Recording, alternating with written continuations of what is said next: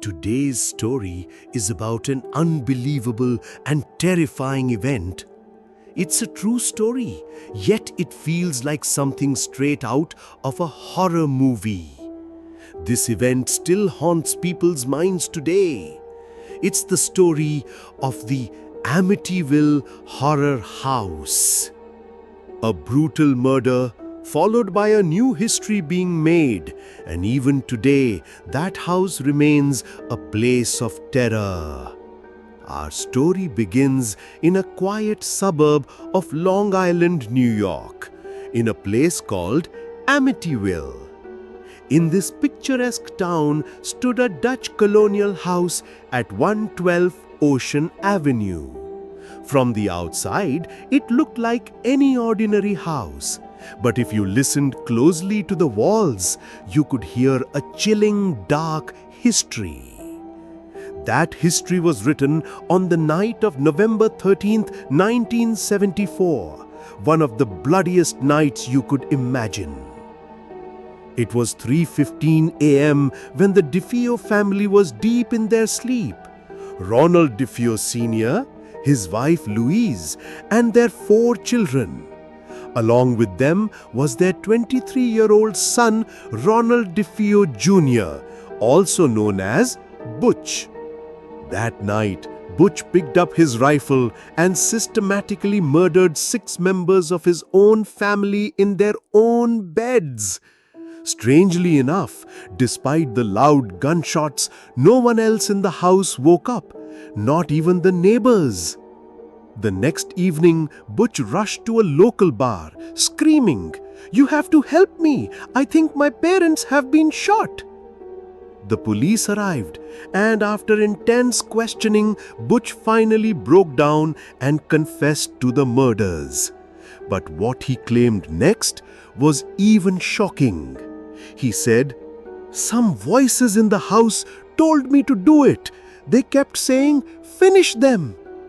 After this claim, the house in Amityville was abandoned, but it carried with it a cursed legacy.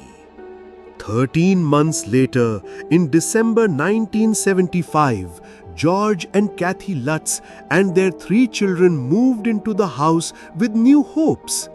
They knew the tragic history of the house, but thought they could start a new life in a beautiful home at a cheap price. But their dreams soon turned into a nightmare. From the moment they arrived, strange things began to happen. Every morning, George would wake up at exactly 3:15 a.m., the time of the murders. The house grew intensely cold even though it was not winter. Flies would infest one room constantly.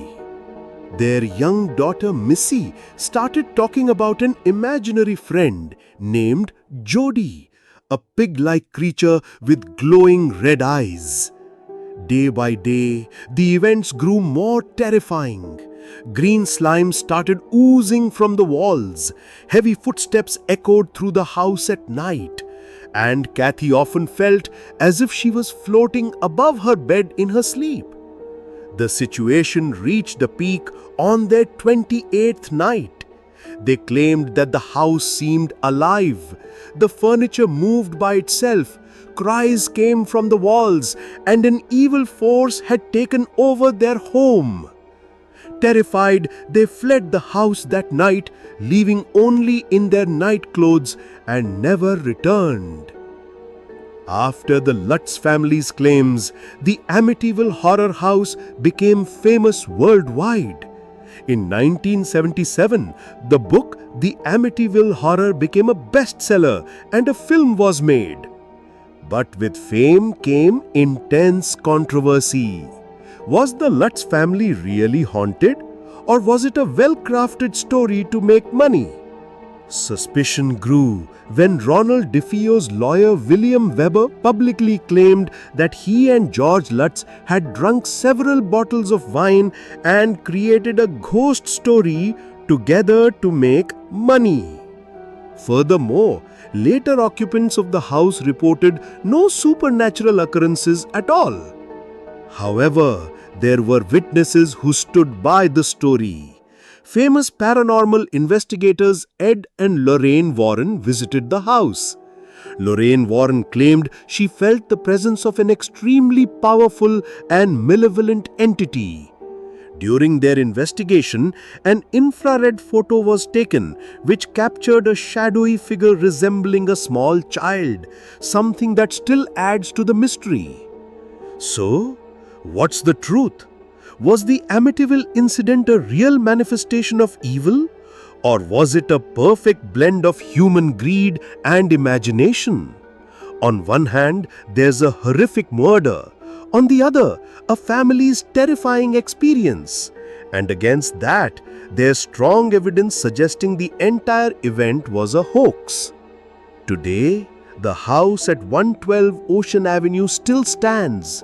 Its address has been changed to avoid tourists, but the shadow of its mystery remains.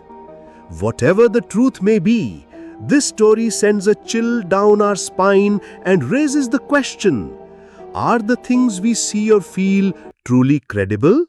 Or is the darkest part of our minds sometimes what we encounter in the real world?